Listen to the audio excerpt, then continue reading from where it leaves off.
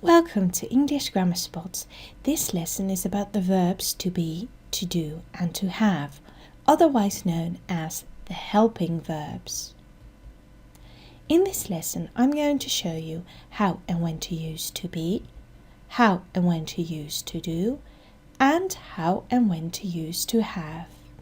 But before we get started, it's good to know that in this lesson I will talk about these verbs as lexical verbs, which means expressing meaning, they add meaning to the sentence, and as primary auxiliaries, and these are helping verbs. They help to form a tense.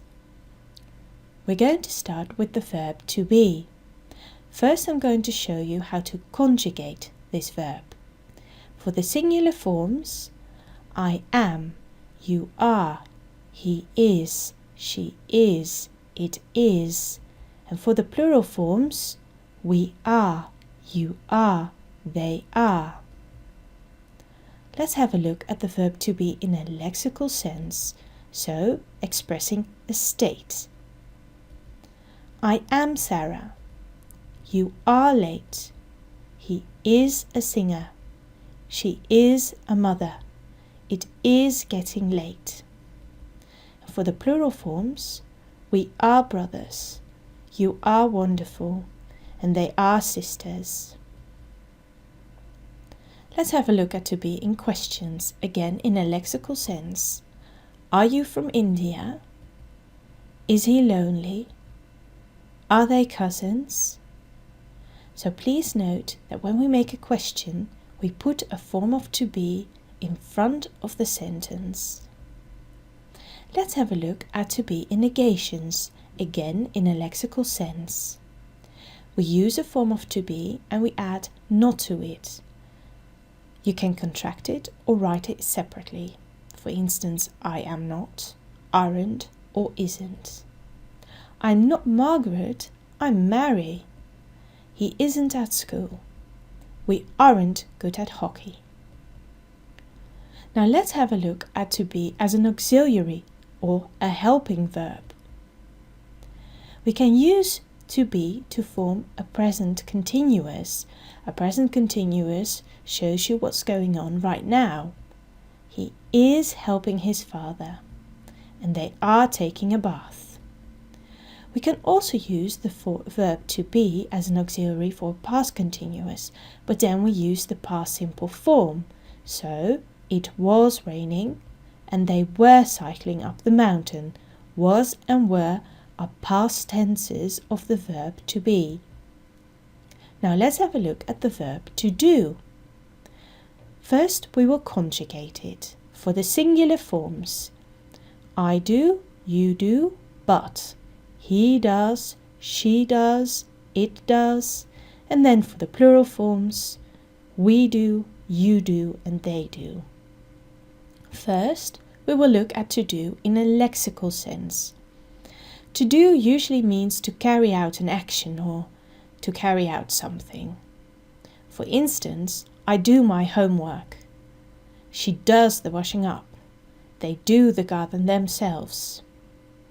Now let's have a look at to do in questions, again in a lexical form. Now, to make this question, we need an auxiliary. So here we also use do or does. And then we use the lexical form of the verb to do. Does she do the work on her own? Do you do your homework? Do they do the laundry? So please note that you need two forms of the verb to do here, which can sometimes be quite confusing, but it makes absolute sense, I assure you. Let's have a look at to do in negations, again in a lexical sense. Now we also need an auxiliary here, so we use do and does as an auxiliary. We add not to it, so you can contract it to don't or doesn't, and the lexical sense, do. He doesn't do a lot of cleaning. You don't do your work properly, and they don't do much about the garden. Now let's look at to do as an auxiliary, so as a helping verb. We use to do to make a present simple, So, do you work on a farm? Does he leave early in the morning? And as a past simple, but here we need to change to do into did. Did I leave too early? And did it rain yesterday? So to do here is used to help other verbs to form a present simple, but only with questions and negations. Finally, we're going to have a look at to have. Let's conjugate it first. The singular forms. I have, you have, he has, she has, it has. And the plural forms, we have, you have, and they have. Let's have a look at to have in a lexical sense. Here it means to own something. I have brown hair. She has a wonderful voice. They have a lively mother. Let's have a look at to have in questions, again in a lexical sense.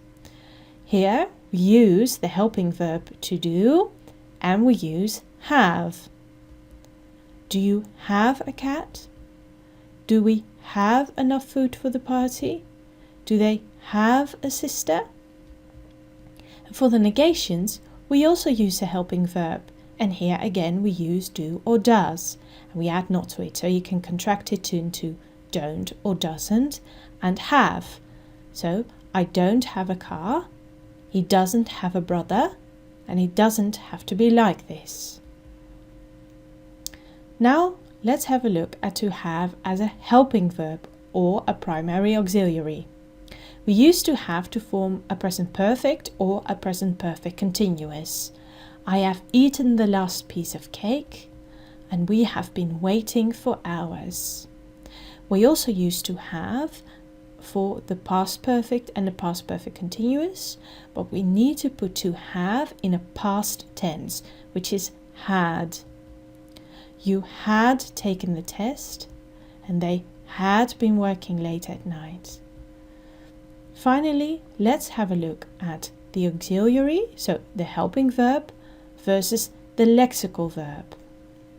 To be, to do, and to have as auxiliaries help to form a specific grammatical tense.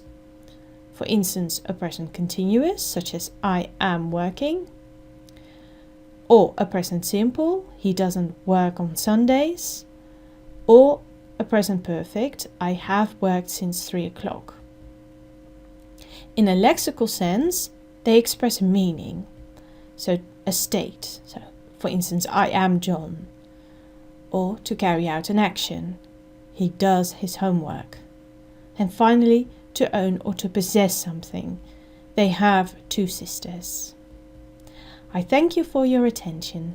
For regular updates, please subscribe to youtube.com/EnglishGrammarSpot or go to www.englishgrammarspot.com.